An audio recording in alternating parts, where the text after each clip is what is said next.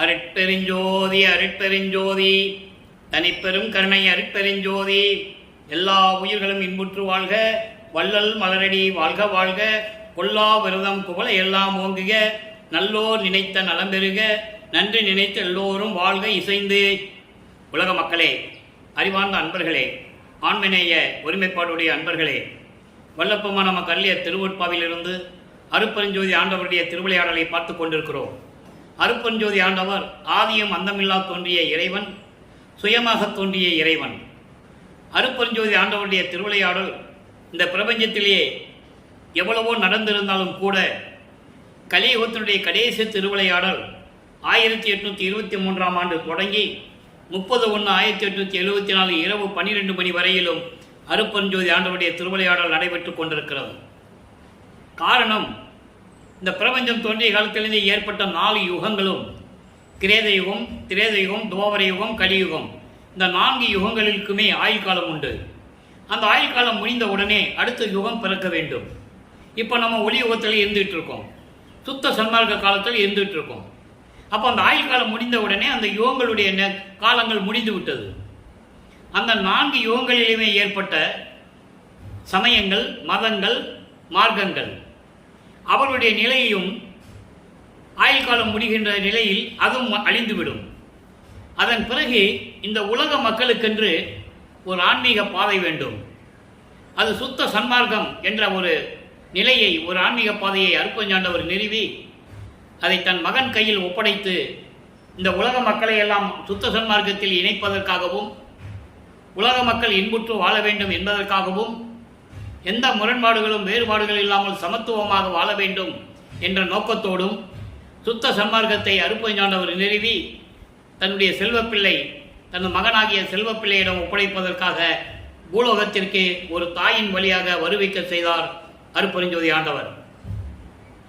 தன் மகனை வருவிக்க உற்ற பிறகு தன் மகன் ஒரு தாயின் கருவறையிலே இருக்கும்போது எப்படியெல்லாம் திருவிளையாடல் செய்தார் என்பதை பார்த்துவிட்டோம். கருவறை இருட்டாக இருக்கிறது என்று நினைக்கும் போது ஒளி காட்டியதையும், பசி எடுக்கிறது என்று சொல்லும்போது அங்கே கருவறையிலே தன் மகனுக்கு அருளமுதம் ஊட்டியதையும், அமுதக்காற்று வீசியதையும், அதன் பிறகு 5வது மாத குழந்தையிலே இருக்கும்போது சிதம்பரத்திலே சிதம்பர ரகசியத்தை காட்டியதையும் எல்லாமே நாம் பார்த்துவிட்டோம். அதன் பிறகு வருவிக்க உற்ற பிறகு 1823ஆம் ஆண்டு தொடங்கிய திருவிளையாடல் 1874 வரை நடக்கிறது. இந்த 51 ஆண்டுகளையும் 8 ஆண்டுகளாக பிரித்து தன் மகனுக்கு அருளை கொடுத்து கொண்டிருக்கிறார். அதை தான் பார்த்து கொண்டிருக்கிறோம். வல்லப்பமானவர் வரிவுகிட்ட காலகட்டங்களில் சமயங்களும் மதங்களும் மார்க்கங்களும் சூழ்ந்திருந்த நிலைகளில் இவரும் சமயங்களையும் மதங்களையும் மார்க்கங்களில் சொல்லப்பட்ட நெறிமுறைகளை பின்பற்றி கொண்டிருக்கிறார். திருநீர் பூசிக்கொள்வதும், உத்தராட்ச மாலை அணிந்து கொள்வதும், நமச்சிவாய் என்று சொல்லுவதும், சிவாயனம் என்று சொல்லுவதும், இப்படி இறைவனை வழிபட்டு கொண்டு இருக்கிறார். காரணம், காலத்தின் கட்டாயம், அவர் இருந்துதான் ஆகணும். வரிவிக்க உற்ற 8 ஆண்டுகள் வரைக்கும் தான் யார் என்ற தெரியாத நிலையில் இருந்து கொண்டிருக்கிறார் வல்லற்பமானவர்கள். அதன் பிறகு 2வது 8லே 9வது ஆண்டு தொடங்கி 16 ஆண்டுகளுக்குள் என்ன நடந்தது என்பதை நாம் திருவொற்பாவிலிருந்தே பார்த்து கொண்டிருக்கிறோம். ஒவ்வொரு 8 ஆண்டுகளுக்கும் எப்படி இறைவன் வந்து அருளை கொடுத்தார், அப்போ வல்லற்பனுடைய நிலை என்ன என்பதை தான் ஒவ்வொரு திருமுறையிலிருந்தும் நாம் பார்த்து கொண்டிருக்கிறோம். இப்போ 9வது ஆண்டிலிருந்து 16 ஆண்டுகளுக்குள் என்ன நடந்ததை முதலிலே பார்க்க போகிறோம். அப்போ 1ஆம் திருமுறையிலே திருவருள் முறையீடு என்ற பதியத்திலே மொத்தம் 232 பாடல்கள் உள்ளது. இன்று நாம் பார்க்க வேண்டிய பாடல் 184வது பாடல். ஒவ்வொரு பாடலிலும் இவர் ஞானம் பெற்ற பிறகு, இறைவனால் வருவிக்க உற்ற பிறகு, 9வது ஆண்டிலே இறைவன் ஆட்கொண்ட பிறகு அவருக்கு ஞானம் பிறக்கிறது. அவர் முன் தோன்றி இறைவன், மகனை நீ என்னால் வருவிக்க உற்றவன், உனக்கு முன்பருவம் பின்பருவம் காட்டி அருள் செய்வேன் என்று கூறி ஞானத்தை கொடுத்து விட்டு மறைந்து விடுகிறார். அதன் பிறகு நமது பிள்ளை பெருமானவர்கள் ஞானத்தை பெற்றவுடன் எப்படி இறைவனையிடம் முறையீடு செய்கிறார் என்பதை பார்த்து கொண்டிருக்கிறோம். 1ஆம் திருமுறை பதிகம் 6 184வது பாடல் திருவருள் முறையீடு. பாடலை நல்லா கவனிங்க. நான் ஏற்கனவே கூறியது போல பாடல் உங்களுக்கு புரியாவிட்டாலும் கூட விளக்கம் மிகவும் எளிமையாக இருக்கும். இறைவன் கொடுத்த விளக்கம். வான் ஆள மால் அயன் வாழ்வு ஆள அன்றி இம்மண் முழுதும் தானால நின்பதம் தாழ்பவர் தாழ்க ஒன் சங்கையங்கை மானால மெய் இடம் தந்தோய் துன்பு அற்ற மனது ஒன்றே நான் ஆள எண்ணி தாள் ஏத்துகின்றனன் நல்குகவே நல்குகவே அப்படின்னு பாடல். இப்போ இந்த பாடலுடைய விளக்கம் பாருங்க. இறைவனிடம் முறையை செய்கிறார். எப்படி? உன்னால் வருவிக்க உற்றவன் நான், எந்த அருளையும் பெற முடியாமல் மனம் ஒரு நிலையில் இல்லாமல் நான் அலைந்து கொண்டிருக்கிறேன், துன்பப்பட்டு கொண்டிருக்கிறேன் என்று சொல்லி முறையீடு செய்கிறார். வான் உலகை ஆள வேண்டும் என்றும் திருமால் பிரம்மன் விரும்புவது மட்டுமல்லாமல் அவர்களுடைய வாழ்வும் சிறக்க வேண்டும் என்றும் வாழ்வு சிறக்க வேண்டும் என்றும் இந்த பூ உலகை முழுவதும் தாங்கள் ஆள வேண்டும் என்றும் உன்னுடைய திருவடியை வணங்குகின்றார்கள். யாரு? பிரம்மனும் திருமாலும். தானும் வாழணும், இந்த உலகையும் ஆளணும், விண்ணுலகையும் ஆளணும், அதே நேரத்தில் பூலோகத்தையும் ஆள வேண்டும், எங்களுக்கு ஒரு நல்ல வாழ்வு வேண்டும் என்று உன்னுடைய திருவடியை வணங்கி கொண்டிருக்கிறார்கள் பிரம்மனும் திருமாலும். நல்லா கவனிச்சுட்டே வரணும். வேண்டிக்கிட்டு இருக்காங்க இறைவனிடம். அப்படி இருக்கும்போது வணங்கட்டும், அவங்க வணங்குகிறார்கள், வணங்கட்டும், அதை பற்றி கவலை இல்லை. அதே நேரத்தில் உன்னுடைய அருளுடைய கரத்தில் மானுக்கு ஒரு இடம் தந்தாய். மானுக்கு ஒரு கையில் பார்த்தீங்கன்னா ஒரு மான் வச்சுட்டு ஒரு இது வச்சிருப்பார் கையில். அது மாயை, ஒரு அரக்கன் ஏவிய மாயையை தன் கையில் அடக்கி கையில் வைத்துக் கொண்டிருப்பார்.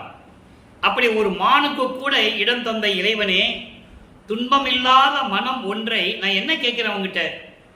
துன்பமில்லாத மனம் ஒன்றை மட்டும் நான் கேட்கிறேன். அந்த மனதை நான் ஆள வேண்டும். அப்படின்னா மனதை நான் அடக்க வேண்டும், மனம் அடங்க வேண்டும். அப்படிப்பட்ட அந்த மனதை நான் ஆள நினைத்து உனது திருவடியை போற்றி வணங்குகிறேன். என் மீது தயவு காட்டி அருள்வாயாக. இது பாடல். ஆக 9வது ஆண்டிலிருந்து 16 ஆண்டுகளுக்குள் இறைவனை எப்படி முறை செய்கிறார் என்பதை பார்த்தோம். இறைவனிலிருந்து அருளை பெற முடியவில்லை. பிரம்மனும் திருமாலும் விண்ணுலகம் மட்டுமல்ல பூலோகத்தையும் ஆள நினைக்கிறாங்க. அவங்களும் வாழ்விலை சிறப்பாக இருக்கணும்னு நினைக்கிறாங்க. அதுக்காக உன்னுடைய திருவடியை வணங்குகிறார்கள். வணங்கட்டும். அதே நேரத்தில் நான் முன்னால் வருவிக்க உற்றவன் இந்த பூலோகத்தில் துன்பப்பட்டு கொண்டிருக்கிறேனே, எனது மனதை நிலைப்படுத்துவாயாக, என் மனதை நான் ஆள வேண்டும், அதனால் உன்னை போற்றி வணங்குகிறேன், விரைவில் வந்து எனக்கு அருள்வாயாக என்று சொல்லி இந்த பாடலை நாம் கருளி இருக்கிறார்கள். அதன் பிறகு ஞானம் பெற்ற பிறகு 13வது ஆண்டிலே வருவிக்க உற்று 13வது ஆண்டு வல்லப்பெருமானுக்கு வயதில்லை. அவர் ஒவ்வொரு யுகத்திலையும் இருந்தவர். இறைவனுடைய திருவிளையாடலினால் பூலோகத்திற்கு வருவிக்க உற்றவர். அதை நீங்கள் புரிஞ்சுக்கணும். இப்போ 2ஆம் திருமுறை உருவாகும் போது திருவொற்றியூருக்கு செல்லுகிறார். தியாகராஜ பெருமானை வழிபட்டு முறையீடு செய்து விண்ணப்பம் வைத்து வேண்டி எப்படியாவது அருளை பெற வேண்டும் என்று நினைக்கிறார். 2ஆம் திருமுறை மொத்தம் 113 பதியங்கள் கொண்டது, 1207 பாடல்களை உடையது. 2ஆம் திருமுறை உருவாகிறது. வல்லப்பெருமான் அவர்கள் இப்போ 2ஆம் எட்டில் இருந்து கொண்டிருக்கிறார். 9வது ஆண்டிலிருந்து 16 ஆண்டுகளுக்குள் நமது பிள்ளை பெருமானுடைய நிலை என்ன? இறைவனால் வருவிக்க உற்றவன் என்று அவருக்கு தெரியும். வெளியே சொல்ல முடியாது, சொன்னாலே யாரும் நம்ப போறதில்லை, சொல்லவும் கூடாது. இந்த நிலையில் பதிகம் 21வது பதிகம் நெஞ்சோடு நேருதல் என்ற பதியத்தை பார்க்க போகிறோம். இதுவரை 20 பதியங்களை நாம் பார்த்திருக்கிறோம். ஒவ்வொரு பதியத்திலும் இறைவனை எப்படி வேண்டுகிறார், திருவொற்றியூர் இல்லம் மட்டுமல்லாமல் திருமுல்லை வயலுக்கு சென்று மாசிலாமணி எப்படி உருகுகிறார், எப்படி வேண்டுகிறார், திருவல்லித்தாயத்திலே வந்து இறைவனை எப்படி வேண்டுகிறார் என்பதையெல்லாம் நாம் பார்த்து விட்டோம். நெஞ்சோடு நேர்தலை இன்னைக்கு 9வது பாடலை கவனிங்க. நிற்பது என்று நீ மனதிடம் சொல்லுகிறார். மனம் ஒரு நிலையில் இல்லாமல் அலைவாய்ந்து கொண்டிருக்கிறது. அந்த மனதை கட்டுப்படுத்த வேண்டும். அந்த மனதிடம் சொல்லுவது போல இந்த பாடலை நமக்கு அருளியிருக்கிறார்கள். இதன் மூலமாக அவருடைய நிலையையும் உலக மக்களுக்கு தெரிவிக்கிறார் பாடல்களின் மூலமாக. நிற்பது என்று நீ நீல நெஞ்சமே அற்ப மாதர்தம் அவலம் நீங்கியே சிற்பரன் திருத்தில்லை அம்பல பொற்பன் ஒற்றி புகுந்து போற்றியே. இது பாடல். பாடலை விளக்கம் பாருங்க. கொடிய விஷமுடைய மனமே, கொடிய விஷமுடைய மனமே, பெண்களின் காம வலையில் சிக்கி துன்பப்படுவதை நீக்கி எப்போது நிற்கப் போகிறாய்? காமத்தை ஒழிக்க வேண்டும். இதான் பாடலுடைய கான்செப்ட். அதை மனைவியிடம் சொல்லுகிறார். ஏன்னால் 16 வயது, அதாவது 16 ஆண்டுகள் ஆகிறது வல்லப்பெருமாள் வருவிக்கூற்று. அப்போ ஒரு ஆணுக்கு காமம் உண்டாவது இயற்கை. உலகியலிலேயே இருப்பதனால் அந்த மனதில் ஏற்பட்ட காமத்தை அடக்க வேண்டும். அதற்கு உலக மக்களுக்கு தெரிவிக்க வேண்டும். இவருடைய நிலையை புரிய வைக்க வேண்டும். கொடிய விஷமுள்ள மனமே, பெண்களின் காம வலையில் சிக்கி துன்பப்படுவதை நீக்கி மனதிடம் சொல்லுகிறார். உள்ளத்திடம் நீக்கி எப்போது நிற்கப் போகிறாய்? தில்லையிலே விளங்கும் ஞான கடவுள் இப்போ திருவொற்றியூரில் இருக்கிறார். அங்கே சென்று அவரை போற்றி வணங்குவாயாக. உனது மனதை கட்டுப்படுத்தி ஒரு நிலையில் இருப்பாயாக என்று சொல்லி மனதிடம் சொல்லுவது போல இறைவனிடம் முறையீடு செய்கிறார். ஆக 2வது 8 வரைக்கும் இந்த நிலை அவருக்கு தொடர்கிறது. இப்போ 3வது 8க்குள் நுழையும் போது வல்லப்பெருமான் அவர்கள் வருவிக்க உற்று 24 ஆண்டுகள் ஆகிறது. 17வது ஆண்டிலிருந்து 24 ஆண்டுகளுக்குள் என்ன நடந்தது என்பதை தான் 3ஆம் திருமுறையிலிருந்து ஒவ்வொரு பதியத்திலிருந்து நாம் பார்த்து கொண்டிருக்கிறோம். 3ஆம் திருமுறை மொத்தம் 19 பதியங்களை கொண்டது. இதுவரை நாம் 15 பதியங்களை பார்த்து விட்டோம். 16வது பதியத்தில் திருவருள் பெருமிதம் என்ற பதியத்தில் 6வது பாடலை பார்க்கிறோம். இந்த 15 பதியங்களுடைய ஒரு சுருக்கம். இவர் திருவொற்றியூர் செல்லுவதும், திருமல்லவாயில் செல்லுவதும், திருவல்லித்தாயத்துக்கு செல்லுவதும் எந்த விதமான அருளையும் பெற முடியவில்லை. சென்று கொண்டிருக்கிறார். அப்போ வல்லப்பெருமான் அவர்கள் எங்கு சென்றாலும் சரி நடந்துதான் செல்ல வேண்டும். அப்போ அவருக்கு தத்துவ சித்தியோ ஏம சித்தியோ பெறவில்லை. அவருக்கு சுத்த சன்மார்க்கம் என்னன்னு தெரியாது. அருப்பெருஞ்சோதி ஆண்டவர் இறைவன் அப்போ அவருக்கு சொல்ல தெரியாது. சமயங்களையும் மதங்களையும் மார்க்கங்களையும் சார்ந்து கொண்டிருக்கிறார். இறைவன் அங்கே இருக்க வைத்து தன் மகனுக்கு திருவிளையாடல் செய்து கொண்டிருக்கிறார். இப்போ இந்த நிலையில் இருக்கும்போது 3ஆம் திருமுறை 17வது ஆண்டிலிருந்து 24 ஆண்டுகளுக்குள் என்ன நடந்தது என்பதை இந்த பதிகத்திலே நாம் பார்க்கிறோம். அதுக்கு முன்னால் பதியங்களை நம்ம பார்த்துட்டோம். நாரையும் கிளிகளையும் தூது அனுப்புவது, புறத்தை பெண்ணிடம் போய் குறி கேட்பது, ஒரு ஜோதிடர்கிட்ட போய் ஜோசியம் பார்க்கறது, அங்கே பவனி வருவார் சொல்லி திருவொற்றியூரில் நின்றுக்கிட்டு ஏங்கிக்கிட்டு இருக்கிறது எல்லாம் நம்ம பார்த்துட்டோம். இப்போ 16வது பதியத்திலே திருவருள் பெருமிதத்தில் 6வது பாடலில் என்ன பார்க்குறோம்.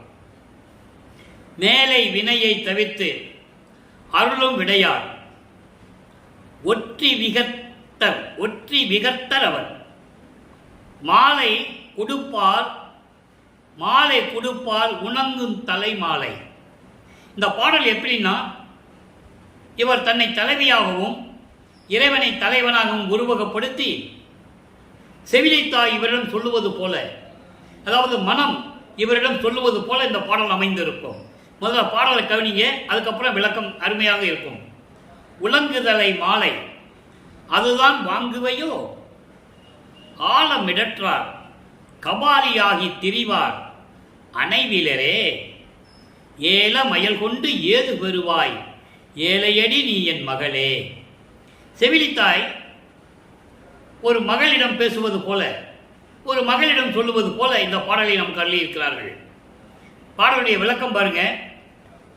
மேலை வினையை தவிர்த்து, மேலை வினை என்பது சஞ்சீதம் பிராரத்தம், அகாமியம் என்பது இந்த பிறவியிலே நடப்பது, மேலை வினை என்பது முற்பிறவிகளில் நடந்தது. அதான் சஞ்சீதம் பிராரத்தம் என்று கூறுவார் நமது பிள்ளை பெருமான் அவர்கள். இந்த வினைகளை எல்லாம் நீக்கி அருளக்கூடிய இறைவன் காளை வாகனத்தை கொண்ட இறைவன், காளை வாகனம் மீது பவனி வருகின்ற இறைவன், அவர் திருவொற்றியூரில் திருவிளையாடல் செய்து கொண்டிருக்கின்ற இறைவன், திருவொற்றியூரில் இருந்து கொண்டு திருவிளையாடல் செய்து கொண்டு இந்த பிரபஞ்சத்தை இயக்கிக் கொண்டிருக்கின்ற இறைவன். நல்லா கவனிக்கணும். இப்போ தியாகராஜ பெருமானு, சிவபெருமானு, ஈசனு, மகாலிங்கம், சொக்கநாதன் இதெல்லாம் சொல்லிட்டு இருப்பார், நடராஜன், இதெல்லாம் சைவ சமயம் சேர்ந்த இந்த தலைவர்களுடைய பெயர். அப்போ சமயங்களும் மதங்களும் மார்க்கங்களும் அப்படிதான் சொல்லிக்கிட்டு இருந்தன. இவரும் அதை தான் சொல்லிட்டு இருக்கிறார். அதை நீங்கள் மனசில் நல்லா கவனமாக வச்சுக்கணும். ஏன்னா சுத்த சன்மார்க்கம் வரும்போது அருப்பறிஞ்சோதி சொல்லும்போது இதெல்லாம் இருக்காது. அந்த வேறுபாடை நீங்கள் நல்லா புரிஞ்சுக்குவீங்க. அப்போது மாலை கொடுப்பார் உணங்கு தலை மாலை. அவர் சுடுகாட்டில் போய் இறந்தவர்களுடைய மண்ட ஓடுகளை எடுத்து மாலையாக தொடுத்து மாலை போட்டிருக்காரு கழுத்தில். நீ அது மல்லிகைப்பூன்னு நினச்சிட்டு இருக்க. நேற்று பாடலில் அதை பார்த்தோம். எருக்கம்பூ அணிந்து கொண்டிருப்பார், அதை நீ மல்லிகைப்பூன்னு நினச்சிட்டு இருக்கேன்னு சொல்லுவார். இப்போ அப்படி மாலை போட்டுக்கொண்ட மண்டை ஓடுகளை மாலை போட்டுக்கின்ற இறைவன் அதை தொடுத்து மாலையா கொடுத்தா நீ அதை வாங்குவையா? தலைவியிடம் செவிலித்தாய் சொல்லுவது போல, மனம் இவரிடம் சொல்லுவது போல இந்த பாடலை நாம் கருளியிருக்கிறார்கள். அப்படி மண்டை ஓடுகளை தொடுத்த மாலை அவர் உங்ககிட்ட கொடுத்தா நீ வாங்குவையா? ஆலம் இடற்றார். ஆலம் என்பது கொடிய விஷம். கொடிய விஷத்தை உண்டு கழுத்திலே நிறுத்தி கொண்ட இறைவன். பார்க்கடலை கடையும் போது அரக்கர்கள் தேவர்களை அச்சுறுத்துகிறார்கள், துன்புறுத்துகிறார்கள். அவர்களிடந்து விடுபட வேண்டுமானால் தேவர்களுக்கு பலம் வேண்டும். அந்த பலம் வேண்டுமானால் பார்க்கடலை கடைந்து அமுதத்தை எடுக்க வேண்டும். அப்போ ஒரு அரக்கன் பாம்பாக வருகிறான். அந்த பாம்பை வைத்து மத்தாக கடைந்து கொண்டிருக்கிறார்கள். அமுதம் வருகிறது. அமுதம் வந்தவுடனே பாம்பு அதை விஷத்தை கக்குகிறது, உமிழ்கிறது. என்ன செய்ததுன்னு தெரியாமல் முடிக்கிட்டு இருக்கும்போது சிவபெருமான் அந்த விஷத்தை எடுத்து தான் உண்டு கழுத்திலே நிறுத்தி கொள்ளுகிறார். அதான் நீலகண்டன் என்று சொல்லுவார், மணிகண்டன் என்று சொல்லுவார். அப்படிப்பட்ட இறைவன் கபாலியாகி திரிவார். வீரபத்திரனாக ஒரு கொடிய முகத்தோடு கோபத்தோடு தெருவிலே தெரிந்து கொண்டிருக்கின்ற காவலாளியாக தெரிந்து கொண்டிருக்கின்ற இறைவன் அணைவிலரே. அவ எப்படி அணைச்சிக்குவ? நீ இப்படிப்பட்டவனவை நீ எப்படி போய் கட்டி பிடிச்சி அணைச்சிக்குவ? அன்பு கொண்டு காதல் கொண்டு அவன் கூட வாழணும்னு நினைக்கிறையே, ஒன்னு விவரம் தெரியாத பெண்ணாய் இருக்கிறையே என்று செவிலித்தாய் தலைவியிடம் சொல்லுவது போல இந்த பாடலை நாம் கருளியிருக்கிறார்கள். பாடலின் நோக்கம், கான்செப்ட் என்ன? உலக மக்கள் சொல்றாரு, உலக மக்களே, நான் இறைவனால் வருவிக்க உற்று 24 ஆண்டுகள் வரைக்கும் இறைவனிடமிருந்து எந்த அருளையும் பெற முடியவில்லை. எப்படி நான் அவனிடமிருந்து நான் காப்பாற்றிக் கொள்வது என்று தெரியவில்லை. என் மனம் சொல்லுகிறது, இப்படிப்பட்ட இறைவன் மண்டை ஓடுகளை மாலையாக கொடுத்தா நீ மாலையை வாங்கிக்குவையா? அவனை போய் காதலித்து வாழ்க்கையில என்ன பண்ண போற? எப்படி அருளை பெற போகிறாய் என்று சொல்லுகிறார். மனம் சொல்லுவது போல இந்த பாடல் நமக்கு அமைந்திருக்கிறது. இப்போ இந்த நிலைகளெல்லாம் மாறணும். 24 ஆண்டுகள் வரைக்கும் இந்த நிலை தொடர்ந்து கொண்டிருக்கிறது. அதன் பிறகு 4வது ஆண்டில், அதாவது 4வது எட்டில் அடி எடுத்து வைக்கிறார் வல்லப்பெருமான் அவர்கள். அப்போ வல்லப்பெருமானுக்கு 4 32 ஆண்டுகள் ஆகிறது. 25வது ஆண்டிலிருந்து 32 ஆண்டுகளுக்குள் என்ன நடந்தது என்பதை 4ஆம் திருமுறையிலிருந்து பார்த்து கொண்டிருக்கிறோம். 4ஆம் திருமுறையிலே இதுவரை பார்த்த பதியங்களுடைய விளக்கங்கள், இறைவன் அதாவது 27வது ஆண்டில் தனக்கொடி அம்மையாருக்கு தாலி கட்டி, அதாவது திருமாங்கல்யம் பூட்டி மோட்ச வீட்டை காட்டி, அதன் பிறகு அந்த உலகியல் பற்றுகளை துறந்து சரியக்கிரி யோகம் என்ற 12 நிலைகளையும் கடந்து, தத்துவங்களை கடந்து, அந்தங்களை கடந்து, சமயங்களும் மதங்களும் மார்க்கில் சொல்லப்பட்ட நெறிகளை எல்லாம் விட்டுவிட்டு சுத்த சன்மார்க்கத்தை வாங்குவதற்கு தயாராகி கொண்டிருக்கிறார். அப்போ அந்த காலகட்டங்களில் இறைவன் எப்படி கதவை திறந்து வந்து அருளை கொடுத்தார் என்பதை எல்லாம் பார்த்து விட்டோம். அதன் பிறகு அன்பு மாலை உருவாகிறது, ஆனந்த மாலை. ஆனந்த மாலையில் என்ன சொல்றார் பாருங்க, 4ஆம் திருமுறையில எப்படிப்பட்ட இறைவன் எனக்கு எப்படியெல்லாம் அருளை கொடுத்தார். அங்க அற்புத மாலையில் 100 பாடல் பார்த்தோம். ஒவ்வொரு பாடலிலும் ஒன்று கொடுத்தாருன்னு சொல்லுவார். அந்த அருளை எல்லாம் எப்படி பெற்றுக்கொண்டேன் என்று ஆனந்தமாக சொல்லுவது மட்டுமல்லாமல் அவருடைய அம்மையார், அவருடைய தாய் சிவகாமி வள்ளியை பற்றியும் கூறி, அப்படிப்பட்ட என் தாயாருடைய உள்ளம் கழிப்ப, உள்ளம் மகிழ நடனமாடிக்கொண்டிருக்கின்ற, திருவிளையாடல் செய்து கொண்டிருக்கின்ற எனது தந்தையை என்று கூறுவார். அது ஆனந்த மாலையிலே நாம் பார்த்து கொண்டிருக்கிறோம். இன்று 4வது பாடல். மாசு உடையேன் பிழை அனைத்தும் பொறுத்து வரமளித்தாள். மாசு உடையேன் பிழை அனைத்தும் பொறுத்து வரம் அளித்தாள் மங்கையர்கள் நாயகி நான்மறை அணிந்த பதத்தாள் தேசு உடையாள் ஆனந்த தெல்லமுது வடிவாள் சிவகாமி வள்ளி பெருந்தேவி உள்ளம் கழிப்ப. முதல்ல பாடல் முழுவதும் சொல்லிடுறேன். உள்ளம் கழிப்ப காசு உடைய பவக்கோடைக்கு ஒரு நிழலாம் பொதுவில் கன நடம் செய்யும் துறையே நின் கருணையே கருதி ஆசு உடையேன் பாடுகின்றேன் துயரமெல்லாம் தவிர்ந்தேன் அன்பர் பெரும் இன்ப நிலை அனுபவிக்கின்றேனே. இது பாடல். தன்னுடைய தாயாரை பற்றியும் புகழ்ந்து சொல்ல வேண்டும். அதே நேரத்தில் என் தாயார் உள்ளங்கழிப்ப உள்ள மகிழும்படி அங்கே அம்பலத்திலே நடனமாடிக்கொண்டிருக்கின்ற இறைவன் என்று சொல்ல வேண்டும். அந்த இறைவன் என்று பெற்ற அருளையும் சொல்ல வேண்டும். அந்த நிலையை இந்த பாடலிலே கூறியிருக்கிறார்.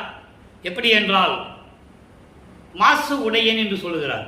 அன்பர்களை நான் ஏற்கனவே கூறியது போல திருவிளையாடலை சொல்லும்போது பாடல்களை சொல்லி பாடலில் இருக்கின்ற நிலையை உலக மக்களுக்கு தெரியப்படுத்தி அந்த காலகட்டங்களில் நமது பிள்ளை பெருமானவர்கள் வல்லப்பமானவர்கள் எந்த நிலையில் இருந்து கொண்டிருந்தார் என்பதை உலக மக்களுக்கு தெரியப்படுத்த வேண்டும்.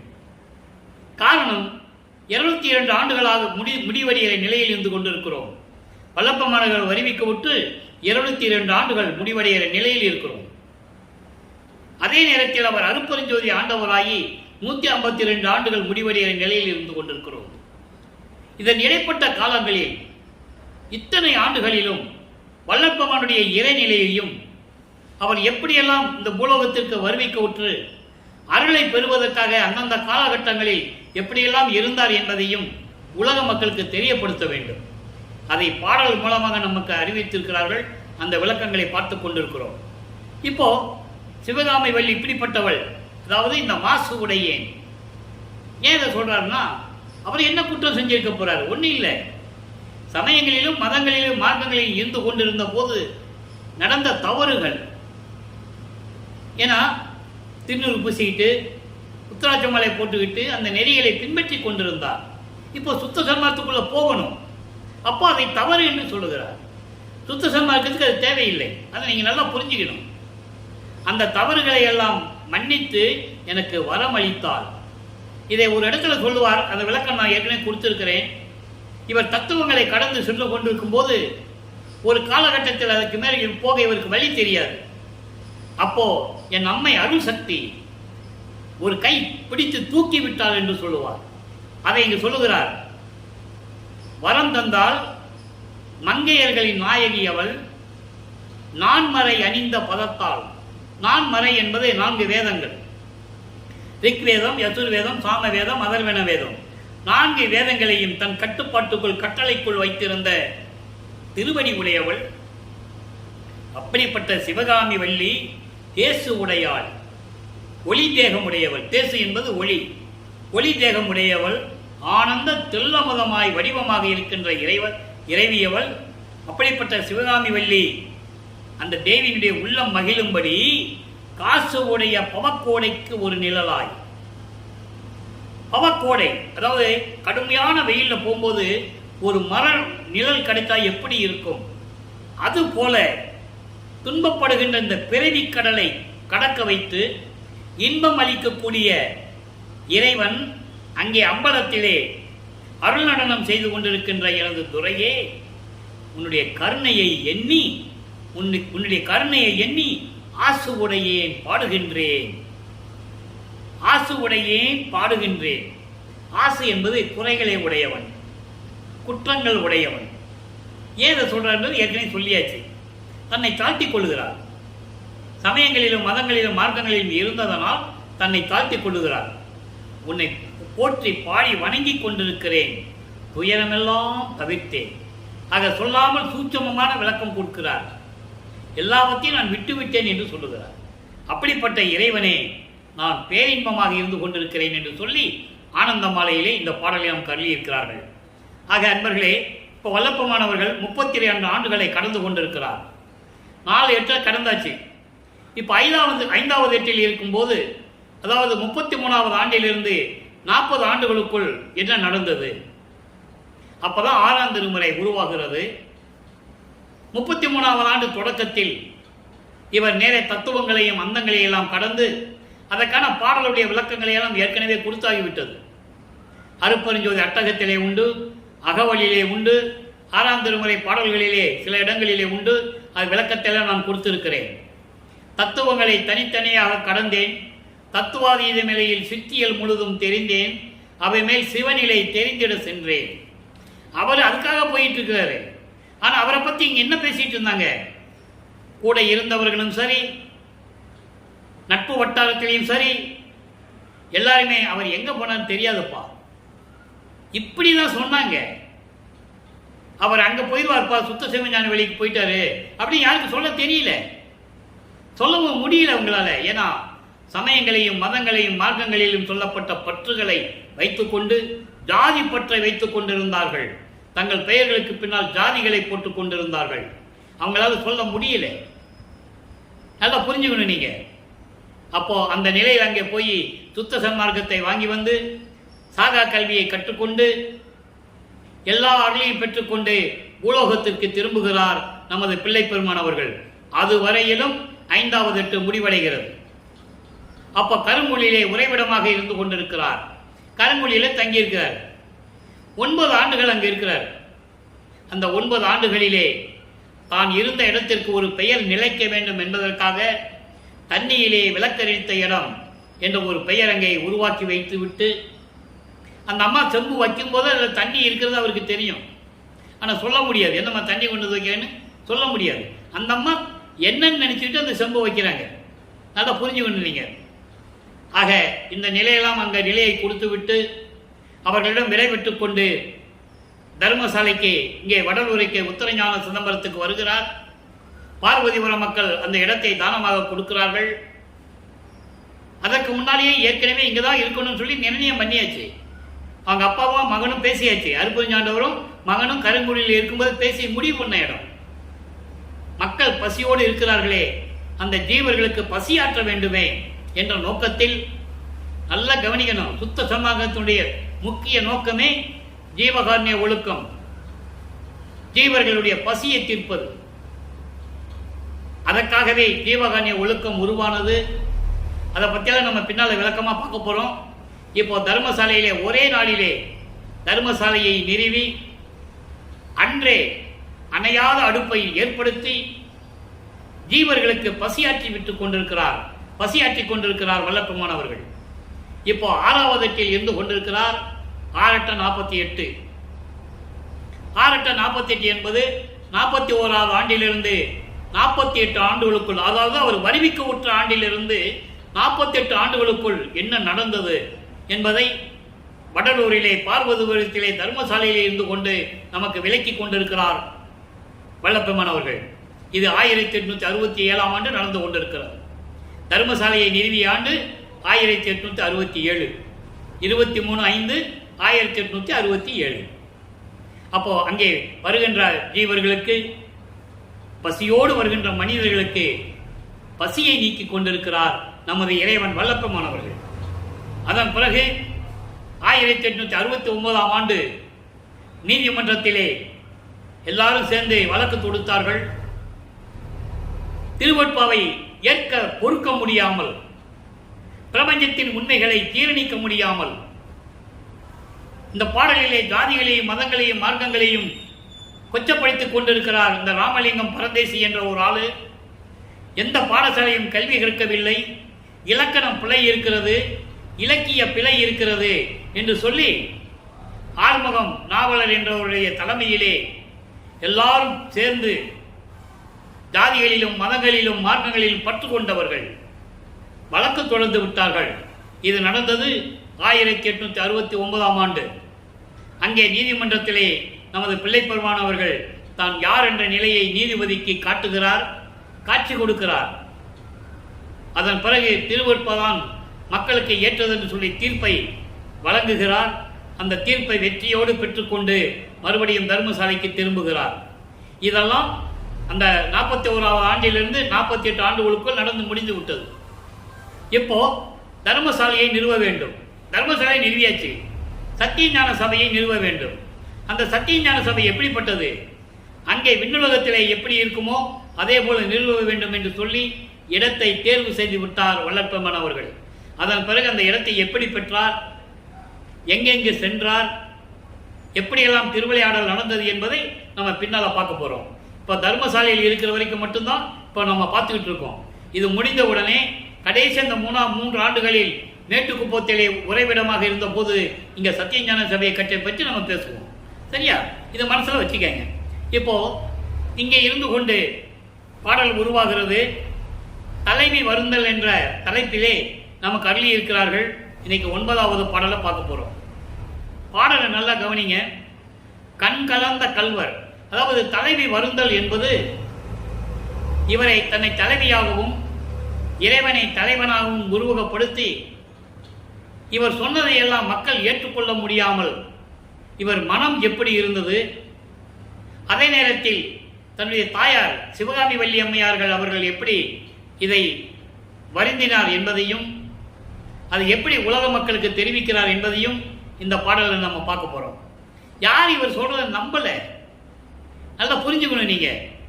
அதை வெளிப்படுத்துகிறார். அதான் தலைவி வருந்தல். இவர் வருந்துவதை வெளிப்படுத்துகிறார் பாடலின் மூலமாக. அதை நீங்க நல்லா புரிஞ்சுக்கணும். கண் கலந்த கல்வர் என்னை கை கலந்த தருணம் கரணம் அறிந்திலேன் என்றேன். இறைவன் 2 வரைக்கும் விளக்கம் சொல்றேன். என் கண்ணில் கலந்த இறைவன், என் உயிரில் கலந்த இறைவன் என்னோடு அணைத்துக் கொண்ட அந்த தருணத்தில் நான் மெய் மறந்தேன். கரணம் என்பது அந்த கரணங்கள், மனம், சித்தம், புத்தி, அகங்காரம், இதெல்லாம் உடம்பில் சம்பந்தப்பட்டது. கரணம் என்பது நான் மெய் மறந்து விட்டேன் என்று சொல்கிறார். இறைவன் என் கண்ணில் கலந்து விட்டார், என்னோடு கை கலந்தார் என்பது என்னை அணைத்துக் கொண்டார், என் உடம்பிலும் உயிரிலும் கலந்து கொண்டார். அந்த நேரத்தில் நான் மெய் மறந்து நின்றேன் என்று சொன்னேன். அங்கே இருக்கிற மட்டும் சொன்னேன், உள்ளத்திடமும் சொன்னேன். அதனால மட்டுமல்ல, அதனாலோ அன்றி, அதனால மட்டுமல்ல, என் கலந்த போகமெல்லாம் சிவம்போகம் தன்னிலே இருந்தது என்றேன். இறைவன் என்னோடு கலக்கும் போது அளவில்லாத இன்பம் இருக்கிறதே, அதை சிவானந்த அனுபவம் மாதிரி இருந்தது. சிவானந்த அனுபவம் தான் உச்சக்கட்ட அனுபவம், இறைவனோட கலந்த அனுபவம், கடவுள் நிறைந்த அம்மையமான அனுபவம். அப்ப அந்த அனுபவமாக இருந்தது என்று நான் சொன்னேன். இதனாலோ எதனாலவோ தெரியல, கண்ணில் கலந்த இறைவன் சொன்னேன், என்னை அணைத்துக் கொண்டார்னு சொன்னேன். அதோடு மட்டுமல்ல, அவர் என்னை அணைத்துக் கொண்ட போது நான் அடைந்த இன்பம் இருக்கிறதே, அது சிவானந்த அனுபவமாக இருந்தது என்று சொன்னேன். இதனால எதனால தெரியல, பொறாமையில் என் மனம் ஒத்துக்கொள்ளவில்லை. விண்கலந்த மதிமுகம் தான் வேறுபட்டால் பாங்கி. பாங்கி என்பது தோழி, தோழி என்பது மனம். என் மனமே ஒத்துக்கல. என்ன இவன் இப்படி உளறிட்டு இருக்கான்னு சொல்லி எனது மனமே ஒத்துக்கொள்ளவில்லை.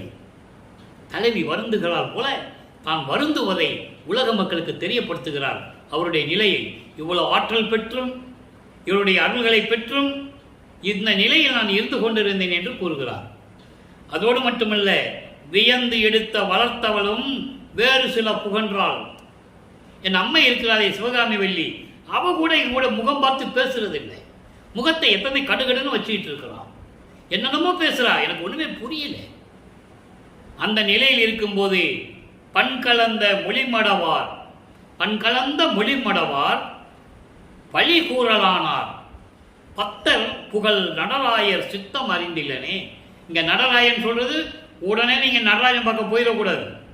அது வேறு, அது சைவ சமயத்தை சேர்ந்த தலைவன், அவங்க குரூப்பே வேற. அதை நீங்க புரிஞ்சுக்கணும். இங்க நடராயர் என்பது அருட்பெருஞ்சோதி ஆண்டவர். அவர் என்ன சொல்றாரு, இப்படியெல்லாம் என் மனசு என் சொல்றபடி கேட்கறது இல்லை. ஏன் இப்படின்னா, என் கண்ணில் கலந்த இறைவன் சொன்னேன், இறைவன் என்னை அணைத்துக் கொண்டாருன்னு சொன்னேன். அதனால மட்டுமல்ல, அவர் என்னை அணைத்துக் கொள்ளும் போது எனக்கு கிடைத்த அளவில்லாத பேரின்பம் இருக்கிறதே, அது சிவானந்த அனுபவமாக இருக்கிறது என்று சொன்னேன். அதனால எதனாலே தெரியல, என் மனம் என்கிட்ட ஒத்துக்க மாட்டேன்றா. அத தோழி மனமும் ஒத்துக்க மாட்டேன்து. என்னை வளர்த்தவளும் என் முகத்தை பார்க்கறது இல்லை, கடுகடுன்னு வச்சுக்கிட்டு இருக்கிறா. எனக்கு என்னன்னே புரியல. அதோடு மட்டும் இல்லாமல் இங்கே மடவார்னு சொல்கிறார்ல, பெண்கள்னு சொல்கிறாரு. தன்னை ஒரு பெண்ணாக உருவப்படுத்தியதால் பெண்கள்னு சொல்கிறாரு. அது மக்கள். இந்த மக்களும் சரி, என்னை சுற்றி இருக்கின்றவங்க, எனக்கு தெரிஞ்சவங்க, என்னை பார்க்குறவங்க, இந்த மக்களெல்லாம் என்ன சொல்கிறாங்கன்னா, இவங்க மட்டும் இல்லை, தேவர்களும் அப்படிதான். விண்ணுலகத்தில் தேவர்கள் கூட என் மீது பழி பேசுகிறார்கள், சொல்லி கேலி கிண்டல் செய்து சிரிக்கிறார்கள். அதே நேரத்தில் என்னுடைய தந்தை அருட்பெருஞ்சாண்டவருடைய உள்ளத்தில் என்ன இருக்கிறது என்று தெரியவில்லை என்று கூறுகிறார். அதன் பிறகு உத்தரஞான சிதம்பரம் ஆலை உருவாகுது. உத்தரஞான சிதம்பரம் என்பது வடலூர், பார்வதிபுரம். அதனுடைய நிலை எப்படி இருக்கிறது என்பதை இன்னைக்கு 9வது பாடலிலே பார்க்க போகிறோம். நல்லா கவனிக்கணும். உத்தரஞான சிதம்பரம் ஆலை உருவாகிவிட்டது. பார்வதிபுரம் அந்த சிதம்பரம் எப்படி இருக்குன்னு சொல்லியாச்சு, சொல்ல போறாரு. சத்தியஞான சபை இன்னும் நிறுவலை, ஆனால் இங்கே தான் நிறுவ போறேன்னு சொல்லி சூட்சமாக சொல்லுவார் பாடலில். அதை நம்ம 8 பாடல்களையும் பார்த்துட்டோம். அங்கே வந்தால் எப்படி வருவாங்க? ஒத்தாரும் இழிந்தாரும் நேர்கண்டு உவக்க ஒத்தாரை வாழ்விப்பது உத்தரஞான சிதம்பரம் என்று சொல்லுவார். அதெல்லாம் என்ன சொல்றாருன்னா, நான் இங்கே தான் சத்தியஞான சபையை நிறுவ போறேன், அருட்பெருஞ்சாண்டரின் தந்தை வந்து இங்கே தான் இருக்க போறாரு, அப்போ இந்த இடத்துடைய சிறப்பு எப்படி இருக்கும்? அதான் உத்தரஞான சிதம்பரம் ஆலை. நல்லா புரிஞ்சுக்கணும் நீங்க. இது உத்தரஞான சிதம்பரம், அது பூர்வத்திர சிதம்பரம், அது சமயங்களையும் மதங்களையும் மார்க்கங்களையும் சார்ந்த சிதம்பரம். உத்தரஞான சிதம்பரம் சுத்த சன்மார்க்கத்தை சார்ந்த சிதம்பரம். அதை நீங்க புரிஞ்சுக்கணும். எல்லாரும் சொல்லுவாங்க, பேசுறவங்க, சுத்த சமயத்தை பேசுறவங்க, மேடையில் ஏறி பேசுறவங்க எல்லாம் ஒண்ணுதாயா, இவர் அவர் ஒண்ணுதான்பாங்க. சத்தியமாக கிடையாது. எப்படி ஒன்னாகும்? சிதம்பரத்தை நடராஜ கோயிலில் போய் அருட்பெருஞ்சோதி சொல்லி பாருங்களேன். இல்லை சிதம்பரத்தை கோயில் இருக்க டீச்சர்களை வடலூருக்கு வர சொல்லுங்களே பார்ப்போம். முடியாது, அவன் ஒத்துக்க மாட்டான். அருட்பெருஞ்சோதி நீங்க அங்கெல்லாம் போய் சொல்ல முடியாது. அதனாலதான் அருட்பெருஞ்சோதி அருட்பெருஞ்சோதி தனிப்பெருங்கனை அருட்பெருஞ்சோதி என்ற மகாமந்திரத்தை சபையிலையும் சரி, மருதூர்லையும் சரி, எங்கெங்க சபைகள் இருக்கோ அங்கெல்லாம் நம்ம எழுதி வச்சிருப்போம். ஏன் நமச்சிவாயா சிவசிவான்னு எழுத வேண்டியதானே? ஏன் பெருமான் எழுதலை? ஒன்று நினைச்சு தானே, ஒன்று நினைச்சு எழுதாம விட்டாரா? இல்லை, இது வேறு அது வேறு, அப்படிதான் எழுதியிருக்கணும். ஒன்னா இருந்தா சிவசிவா நமச்சிவாயா ஓம் நமச்சிவாயா தானே எழுதியிருக்கணும். சத்தியஞான சபையிலையும் சரி, சித்திவளத்திலும் சரி. ஏன் எழுதலை? இது வேறு அது வேறு. ஆனால் மக்களை போட்டு குழப்பிக்கிட்டு இருக்காங்க. நான் என்ன சொல்றாரு வல்லப்பெருமான், சமயங்களையும் மதங்களையும் மார்க்கங்களையும் நீ சார்ந்திருந்தால் நீ என்ன வேணா பண்ணிக்கோ, அது உன்னுடைய சுதந்திரம். நீ நமச்சிவாயன் சொல்லிக்கோ, ஓம் சிவாய நம்ம சொல்லிக்கோ, சிவசிவான்னு சொல்லிக்கோ, திருநீர் பூசிக்கோ, உத்தராட்சி மலை போட்டுக்கோ, தாடி வளர்த்துக்கோ, சடையை வளர்த்துக்கோ, என்ன வேணாலும் பண்ணிக்கோ. அதே நேரத்தில் சுத்த சன்மார்க்கத்திற்கு வந்துவிட்டால் அருட்பெருஞ்சோதி தான் இறைவன். இங்க எந்த சங்கற்ப விகற்பங்களும் இருக்கக்கூடாது. தெளிவா சொல்றாரு. விண்ணப்பமே இருக்கு, 1000 முறை படிக்கிறாங்க, ஆனா யாரும் நடக்கிறது இல்லை. எல்லாம் உடைய அருட்பெருஞ்சோதி அற்புத கடவுளே, இது தொடங்கி எக்காலத்தும் சுத்த சன்மார்க்கத்தின் முக்கிய தடைகள், அண்டர்லைன் தடைகள் சொல்றாரு, பிணின்னு சொல்றாரு, துன்மார்க்கம் சொல்றாரு. ஏன் மக்கள்கிட்ட சொல்லல? சொன்னா உங்களுக்கு புரியும்.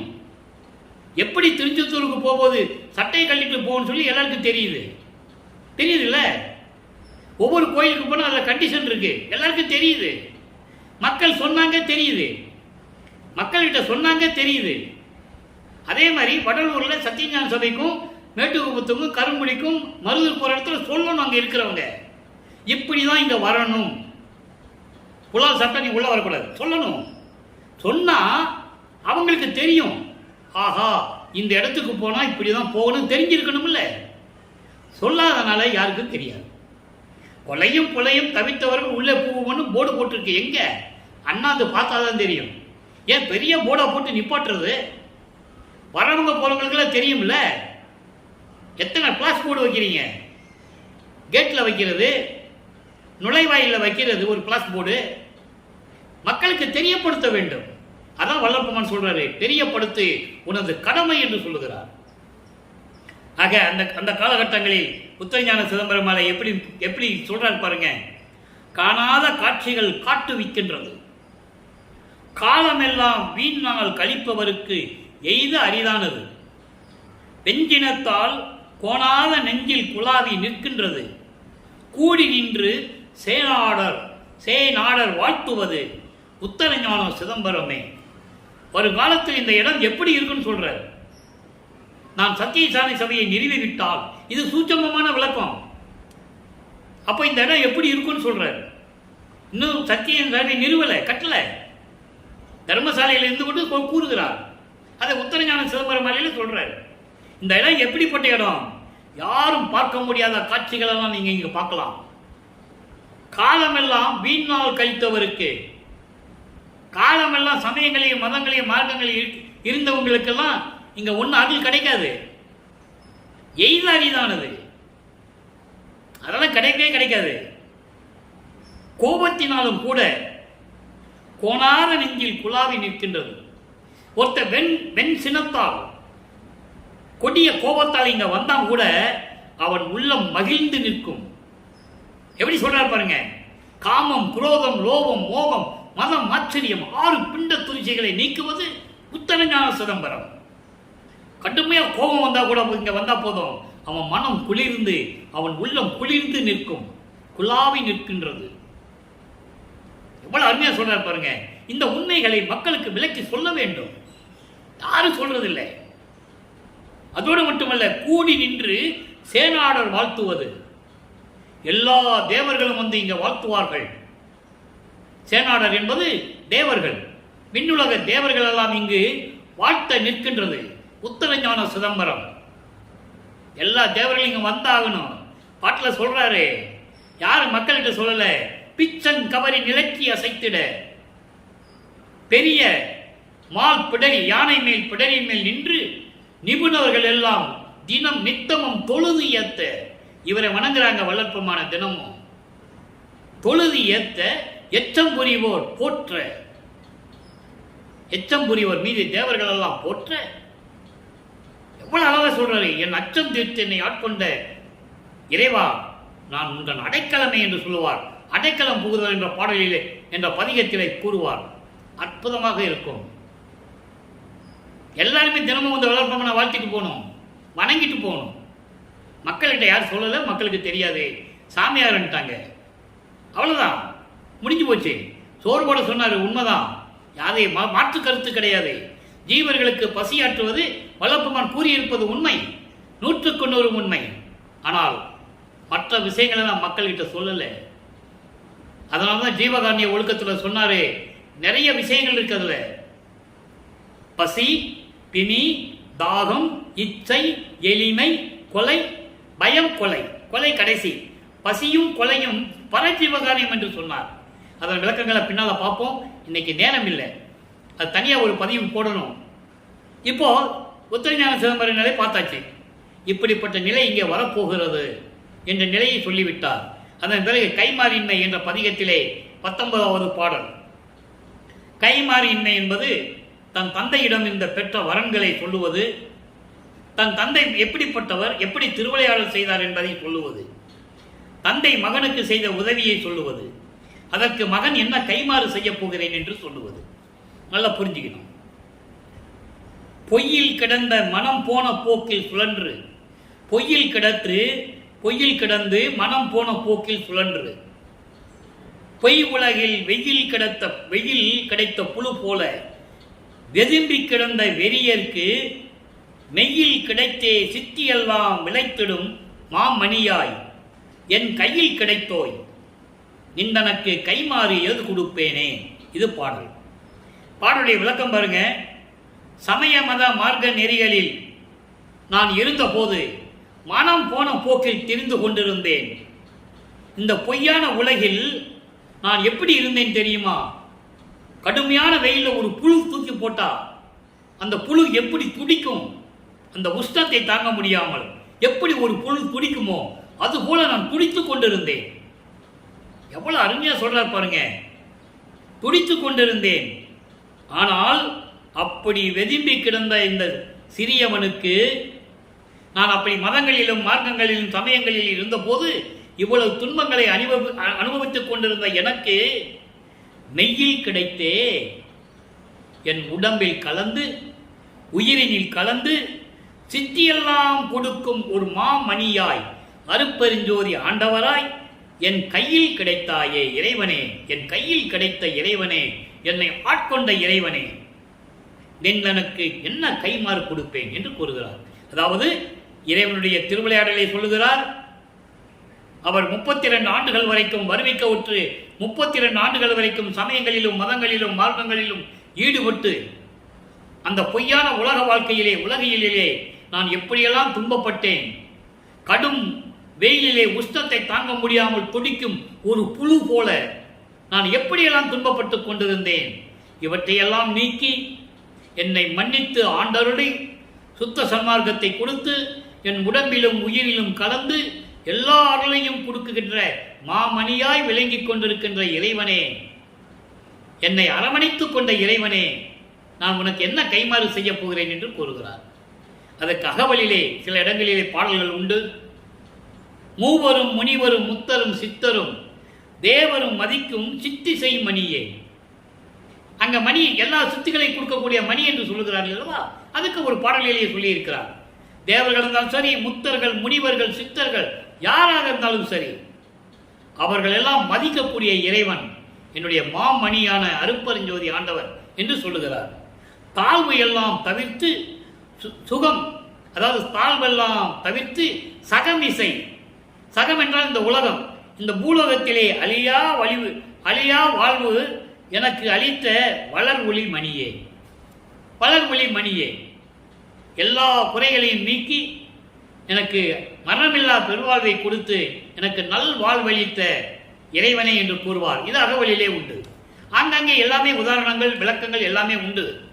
இப்போ பாமாலை ஏற்றல் என்ற பதிகத்திலே 1வது பாடல் இணங்கி பாமாலை 88வது பதிகம் பாமாலை எப்படி இறைவனிடம் விண்ணப்பம் வைத்தார், அதை எப்படியெல்லாம் இறைவன் ஏற்றுக்கொண்டார் உலக மக்களுக்கு சொல்லி ஆகணும். வல்லப்பெருமான் நீங்க வந்தாரு போனாரு நடந்தாரு அப்படிலாம் சொல்லவே கூடாது. ஒவ்வொரு காலகட்டத்தில் இந்த பூலோகத்தில் இறைவனால் வருவிக்க உற்று எந்தெந்த நிலையில் இருந்தார் என்பதை உலக மக்களுக்கு தெரியப்படுத்த வேண்டும். தெரியப்படுத்த வேண்டும் என்றால் ஒவ்வொரு பாடலில் இருக்கின்ற விளக்கங்களை உலக மக்களுக்கு சொல்ல வேண்டும். பாமாலையில் என்ன சொல்றார் பாருங்க. நான் புனைந்த சொல் மாலை நன்மாலை என்று அருளி தான் புனைந்தான் ஞான சபை தலைவன் தேன் புனைந்த சொல்லால் சிவகாமி சுந்தரியை தோல் புணர்ந்த நல்லான் தன் பாட்கே நயந்து. நான் பாடுகின்ற பாடல்களை எல்லாம் நல்ல பாடல்கள் என்று சொல்லி எனக்கு அருளி அவன் ஏற்றுக்கொண்டான். பாடல்கள் மட்டுமல்ல, என்னுடைய விண்ணப்பங்கள் முறையீடுகள் நான் என்னென்ன சொன்னனோ எண்ணிய நான் எண்ணியபடி அருளும் தெய்வம், எண்ணிய நான் எண்ணியபடி எனக்கு அருளும் தெய்வம். 6ஆம் திருமுறையிலே 47வது பதிகத்திலே அருள்ஜோதி நிலை என்ற பதிகத்திலே இந்த பாடல் 5வது முதல் பாடலில் 5வது வரியில வரும். எப்படி எண்ணியது என் மனம் இங்கு எனக்கு அப்படி அருளி அருப்பெருஞ்சோதி, எத்தகைய விளைந்தன என் மனம் இங்கு அத்தகைய அருளி அருப்பெருஞ்சோதி. இது அகவல். நான் என்னென்ன நினைத்தனோ எல்லாவற்றையும் எனக்கு இறைவன் கொடுத்தான். நான் பாடிய பாடல்கள் விண்ணப்பங்கள் முறையீடுகள் எல்லாவற்றையும் தான் ஏற்றுக்கொண்டான் என் ஞான சபை தலைவன் அருப்பெருஞ்சோதி. இன்னும் ஞான சபை இங்கே நிறுவலை, நல்லா கவனம் வச்சுக்கணும். அது கடைசி 3 வருஷத்துல நடந்தது. அது என்னன்றதை நம்ம பின்னால பார்க்க போறோம். தேன் புனைந்த சொல்லால், தேன் போன்று இனிமையாக பேசக்கூடிய என் அம்மை இருக்கிறாளே என் தாய் சிவகாமி வள்ளியை ஒரு பக்கம் கொண்ட இறைவன் நல்லவன், நல்ல இறைவன். அவன் திருவடிகளுக்கே விரும்பி என்னுடைய பாடல்களையும் விண்ணப்பங்களையும் முறையீடுகளையும் கேட்டு செவியால் கேட்டு எனக்கு எல்லாரையும் கொடுத்து விட்டான் என்று நிலையை கூறுகிறார். அதன் பிறகு பொன் வடிவ பேரு என்ற பதிகத்திலே 14வது பாடல். ஒவ்வொரு பாடலையும் பார்த்துக்கிட்டே வந்துட்டு இருக்கோம். ஒவ்வொரு பாடல் விளக்கத்தையும் சொல்லிட்டு இருக்கோம். 96வது பதிகம்.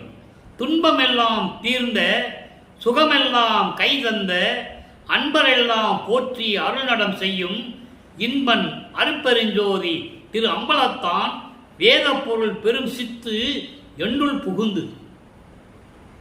எப்படி சொல்ற பாருங்க, விளக்கம் பாருங்க. அதாவது எந்த துன்பமும் இல்லாத இவருக்கு எது துன்பம் வரப்போகுது? சமயங்களும் மதங்களும் மார்க்கங்களை எல்லாம் நீக்கிவிட்ட பிறகு எனக்கு எல்லா துன்பங்களும் அது தீர்ந்து போச்சு, நீக்கியாச்சு. அப்படி எல்லாவற்றையும் நீக்கி சுகமெல்லாம் எனக்கு அருளிய, எல்லா பேரின்பத்தையும் எனக்கு கொடுத்த இறைவன் அருட்பெருஞ்சோதி. அன்பரெல்லாம் போற்ற சாதுக்கள், சுத்த சன்மார்க்கத்தை சேர்ந்த சாதுக்கள், சுத்த சன்மார்க்கத்தில் இருந்து கொண்டு சாகதம் செய்து கொண்டிருக்கின்றவர்கள் சம்சாரிகள். சம்சாரிகளும் சுத்த சன்மார்க்கத்தில் உண்டு. அந்த சுத்த சன்மார்க்கத்தில் இருக்கின்ற சம்சாரிகள் இருக்கிறார்களே, அவர்கள் செய்கின்ற ஜீவகாரியத்தை பற்றி தெளிவாக சொல்லியிருப்பார் வளர்ப்பமானவர்கள். அதை நம்ம பின்னால் பார்க்க போகிறோம். அதெல்லாம் பேசணும்னா நிறைய பேசணும். சம்சாரிகள் உலக வாழ்க்கையில் இருந்து கொண்டு சுத்த சன்மார்க்கத்தை மேற்கொண்டு குடும்ப வாழ்க்கையிலே இருந்து கொண்டு மனைவி மக்களோடு வாழ்ந்து கொண்டிருக்கின்ற சம்சாரிகள் இருக்கிறார்களே, கொலையும் புலையும் தவிர்த்தவர்கள், அவர்கள் பண்ணுகின்ற அந்த ஜீவகாரியத்துடைய பலன் எப்படி இருக்கும் என்று கூறுவார். அதை நம்ம பின்னால் பார்ப்போம். அருட்பெருஞ்சோதி திரு அம்பலத்தான் வேத பொருள் பெருசித்து. வேத பொருள் என்பது எல்லா அருளையும் கொண்டு பிரித்து பிரித்து காட்டக்கூடிய இறைவன். வேதியியல் என்பது பிரித்து பிரித்து காட்டக்கூடியது, அதனுடைய பரிணாமங்களை காட்டக்கூடியது. ஒவ்வொரு வேதியியலுக்கும் ஒரு பொருள் உண்டு. பரிணாமங்களை எப்படியெல்லாம் இருக்கும்? ஹைட்ரஜன் ஆக்சிஜன் சேர்ந்தா என்ன நீராகும், வேதிப்பொருள். அதே மாதிரி வேதியியல் இருக்கிறதால ஒரு பரிணாமங்கள் உண்டு. அது போல பரிணாமங்களை உடைய இறைவன், அதான் வேத பொருள் என்று சொல்லுகிறார். பரிணாமங்களை உடைய இறைவன், பெரும் சித்து கொண்ட இறைவன் என்னுள் புகுந்து கொண்டான் என்று சொல்லி இந்த பாடலை நாம் கருதி இருக்கிறார்கள். இறைவனுடைய பொன் வடிவ பேரு, அதன் வாக்கியம் எப்படி இருக்கும் என்பதை நமக்கு தெளிவாக அறிவித்தார்கள். அடுத்து இறைவன் வருவது இயம்பல். கொடிகட்டி மேட்டூர், அதாவது மேட்டுக்குப்பத்திலே சித்தி வளாகத்தில் கொடிகட்டி பேர் உபதேசம் செய்வார். இறைவன் வருகின்ற நேரம் வந்துவிட்டது. அது அங்கே கொடியேற்றும் போது சொன்னது. இறைவனுடைய வருவை எப்படி சொல்றார் பாருங்க, அதை நீங்க புரிஞ்சுக்கணும். இறைவனுடைய வருவை எப்படி சொல்லுகிறார்? அப்பன் வரு தருணம் இது, ஐயம் இல்லை கண்டாய், அஞ்சாதே அஞ்சாதே மனதிடம் சொல்லுகிறார். மனதிடம் சொல்லுவது போல உலக மக்களுக்கு தெரிவிக்கிறார். அகிலமிசை உள்ளாருக்கு எய்ப்பு அறவே சத்தியம் என்று உரைத்திடும் மனமே. மனதிடம் சொல்லுகிறார், உலக மக்களுக்கு சொல்லிவிடு என்று சொல்லுகிறார். அப்படி இவர் உலக மக்களுக்கு இவர் தெரிவிக்கிறது போல இந்த பாடல். உரைத்திடவே எல்லளவும் பழுது வராது என் இறைவனானை. இப்புவியோ வானகமும் வானகத்தின் புறத்தும் எவ்வுயிரும் எவ்வொருவரும் ஏற்றி மகிழ்ந்திடவே செப்பம் ஒரு திருவருள் பேரொளி வடிவாய் கழித்தே செத்தாரை எழுப்புதல் நாள் திண்ணம். உணர் மனமே மனனே, மனதிடம் சொல்லுவது போல உலக மக்களுக்கு சொல்லுகிறார். அதனால்தான் இங்கே வடலூரிலே எழுவார் மேடையை அமைத்தார் நமது இறைவன் வளர்ப்பமானவர்கள் என்பதை இங்கே நான் பதிவு செய்ய கடமைப்பட்டிருக்கிறேன். அதான் பின்னால் நடக்க போகுது, அதை முன்னாலே சொல்றாரு. இறைவன் வருகின்ற நேரம் வந்துருச்சு, இதில் எந்த விதமான சந்தேகம் இல்லை மனமே, நீ பயப்படாதே மனமே, பயப்படாதே. இந்த உலகத்தில் உள்ளாருக்கு மூப்பு இல்லாமல், அதாவது மரணம் இல்லாமல் அருளை கொடுக்கக்கூடியது சத்தியம். சுத்த சன்மார்க்கத்தில் இருக்கிறவனுக்கு மரணம் இல்லை, மரணமில்லா பெருவாழ்வு கிடைப்பது சத்தியம் என்று நீ உலக மக்களுக்கு சொல்லிவிடு. இது என் இறைவன் அருட்பெருஞ்சோதி ஆண்டவர் சொன்னது, அவருடைய கட்டளை, நீ சொல்லிவிடு என்று மனதிடம் சொல்லுவது போல உலக மக்களுக்கு சொல்லுகிறார். உலக மக்களே, சுத்த சன்மார்க்கத்திற்கு வந்து விடுங்கள், இறைவன் வருகின்ற நேரம் வந்து விட்டது. உங்களுடைய மூப்பு இல்லாமல், அதான் எய்ப்பு என்று சொல்லுகிறார். மூப்பு இல்லாமல் என்பது உங்களுக்கு மரணம் இல்லாமல், மரணமில்லா பெருவாழ்வில் நீங்கள் இருக்கலாம். இது இறைவனுடைய கட்டளை, சத்தியம். சுத்த சன்மார்க்கத்துக்கு வாருங்கள் என்று கூறுகிறார். இதைதான் ஞானசரியிலே முதல் பாடலிலே கூறுவார். நினைந்து நினைந்து உணர்ந்து உணர்ந்து நெகிழ்ந்து நெகிழ்ந்து அன்பு நிறைந்து நிறைந்து ஊற்றிலும் கண்ணீரதனால் உடம்பு நனைந்து நனைந்து. இறைவனை எப்படி கூப்பிட சொல்றாரு? அருளமுதே நன்னிதியே ஞான நடத்தரசே. இங்க நமச்சிவாயன் சொல்ல சொன்னாரா? சிவாய நம்ம சொல்ல சொன்னாரா? சிவசிவான் சொல்ல சொன்னாரா? இல்லை. அருள் அமுதே நன்னிதியே ஞான நடத்தரசே, எல்லாம் அருட்பெருஞ்சோதியை சொல்றாரு. வணைந்து வணைந்து ஏத்துதல் நாம் வம்பின் உலகீர் வாருங்கள் என்று கூப்பிட. வம்பின்னா வாருங்க, உலக மக்களே மரணமில்லா பெருவாழ்வில் வாழ்ந்திடலாம் கண்டீர். புனைந்துரையேன் பொய் புகழேன் சத்தியமே சொல்லுகின்றேன். பொற்றவையில் சிற்றவையில் புகுந்தருணம் இதுவே. அந்த ஞானசரி விளக்க நம்ம பின்னால பார்க்க போறோம். சத்திய ஞான சபையை கட்டின பிறகு அந்த ஞானசரியை உருவான பிறகு அந்த நிலையை நம்ம அப்போ பார்க்க போறோம். ஒரு எடுத்துக்காட்டாக இந்த நிலையை நான் உங்களுக்கு கூறியிருக்கிறேன். ஆக இப்படியெல்லாம் இருக்கின்ற இறைவன் இந்த உலகத்தில் மட்டுமல்ல, வானகத்திலும் சரி, வானகத்துடைய அப்புறத்திலையும் சரி, அப்பாலுக்கு அப்பால் எந்த உலகம் இருந்தாலும் சரி, யாராக இருந்தாலும் சரி, எல்லோரும் இறைவனை வணங்கி மகிழும்படி செப்பம் ஒரு திருவருள் பேரொளி வடிவாய் கழித்தே செத்தாரை எழுப்புவது, அந்த நாள் வருவது உறுதி என்று சொல்லுகிறார். நல்ல கவனிச்சியும் அருள் ஜோதி வடிவத்தில் அவர் வந்து செத்தவர்களை எழுப்புகின்ற நாள் விரைவில் வரப்போகிறது, அது உறுதி என்று சொல்லி இந்த பாடலை நமக்கு அருளியிருக்கிறார்கள். அடுத்து பாருங்க, தனித்திரானங்கள்ல ஒரு பாடல் விளக்கம். ஏன்னா இதுக்கெல்லாம் விளக்கங்கள் அங்கங்கே இருக்கிறது. நான் ஏற்கனவே சொன்ன போல கனெக்டிவிட்டி. ஒரு பாடலை சொன்னோம்னா அந்த பாடலுக்கு விளக்கம் இன்னொரு பாடல முழுமை அடையும். அப்படி பாடல் தனித்திரானங்கள் 128வது பாடல். இங்க பூலோகத்திலையும் சரி, மாணவர்களையும் சரி, எங்க இருந்தாலும் எப்படி இருந்தாலும் சரி, எந்தெந்த நிலையில் யார் இருந்தாலும் சரி, செத்தவர்களை எழுப்புவது உறுதி என்று கூறிவிட்டார். அதற்கு இங்கே விளக்கம் தருகிறார். கண்கொண்ட பூதளம் எல்லாம் சன்மார்க்கம் கலந்து கொண்டு, நான் சொன்னேன்ல சன்மார்க்கத்தில் இருந்தாலும் இந்த நிலை நடக்கும்.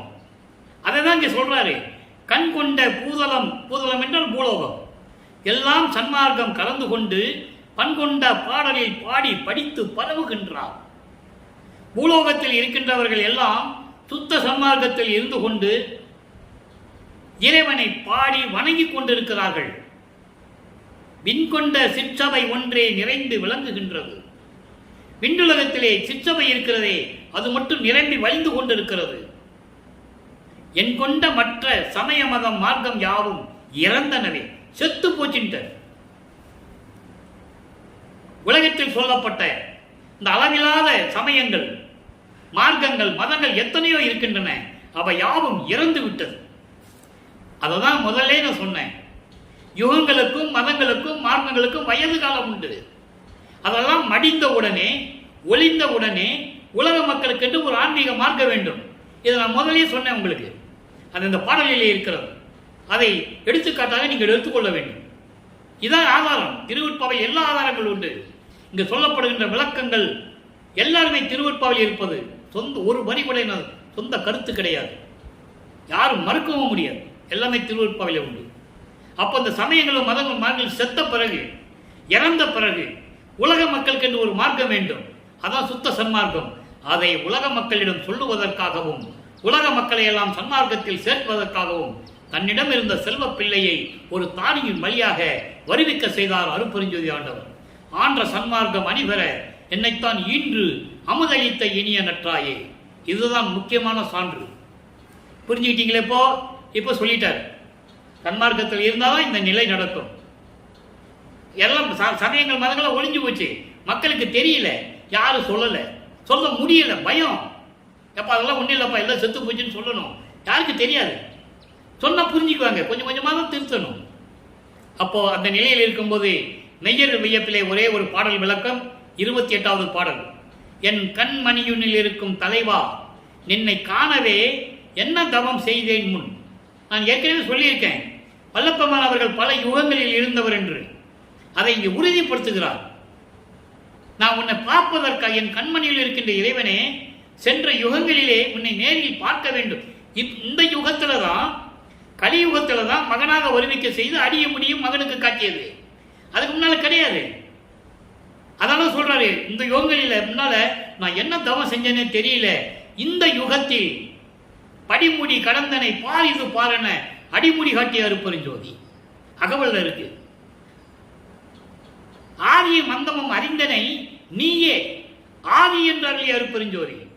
இந்த பிரபஞ்சத்தின் ஆதியையும் அந்தத்தையும் முதலையும் முடிவையும் அறிந்து கொண்டது நீ ஒருவன் தான்.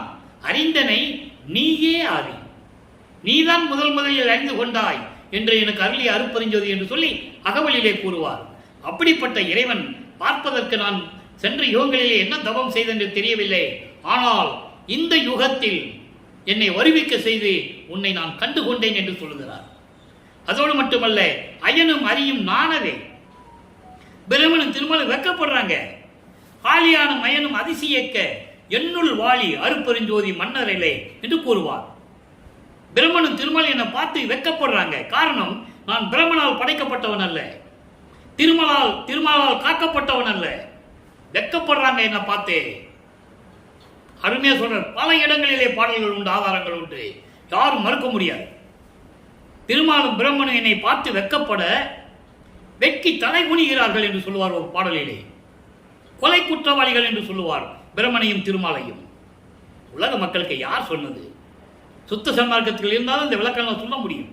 ஆக இந்த நிலையில் இருக்கும்போது கடைசி ஒரே ஒரு வரி, புன்கண் ஒழித்து சமயங்களையும் மதங்களையும் மார்க்கங்களையும் ஒழித்து எனக்கு சுத்த சன்மார்க்கத்தை கொடுத்து என்னையும் ஒரு பொருளாக எண்ணி வளர்த்து கொண்டிருக்கிறாய். நீ எனக்கு ஓர் அன்னையே, ஒரு தாய் போல என்னை வளர்த்து கொண்டிருக்கிறார் என்று சொல்லி இந்த பாடலை நமக்கு அருளியிருக்கிறார்கள்.